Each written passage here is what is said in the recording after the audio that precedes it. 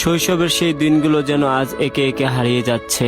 সেই ছোট্টবেলার স্কুলের স্পোর্ট ছিল যেন এক অন্যরকম আনন্দ। সকাল থেকেই পুরো স্কুল মাঠ রঙিন সাজে সেজে উঠত, চারিদিকে উচ্ছ্বাস, হাসি আর প্রতিযোগিতার উত্তেজনা। সেই সকালটা ছিল যেন অন্য সব দিনের চেয়ে আলাদা। সূর্যের আলো যেন ছিল একটু বেশি উজ্জ্বল, বাতাসেও ছিল মিষ্টি গন্ধ। এই ছোট্টবেলার স্মৃতিগুলো একবার চলে গেলে আর ফিরে আসে না, তবে স্মৃতির পাতায় সে চিরকাল রয়ে যায়। স্কুল জীবনের স্পোর্টের সেই দিনটা কিভাবে যে কেটে যেত বুঝতেই পারতাম না। যখনই প্রতিযোগিতার ডাক পড়তো, হৃদয়ের মাঝখানে ধক ধক শব্দ করে উঠতো। বাঁশির শব্দের মাধ্যমে শুরু হতো 100 মিটার দৌড়। বন্ধুরা চিৎকার করছে, দৌড়াও দৌড়াও, তুমি পারবা। কেউ পড়ে যাচ্ছে, কেউ হেসে উঠছে, কেউ জিতছে, কেউ হেরে গিয়ে হাতে হাততালি দিচ্ছে। এসে যখন ছোট্ট একটা মেডেল বা পুরস্কার হাতে পাওয়া যেত, মনে হতো যেন পুরো পৃথিবীটাকে জিতে ফেলেছি। শৈশবের সেই স্পোর্ট ডে শুধু খেলাধুলা ছিল না, সেখানেই ছিল সাহস, আত্মবিশ্বাস আর বন্ধুত্বের আসল মানে।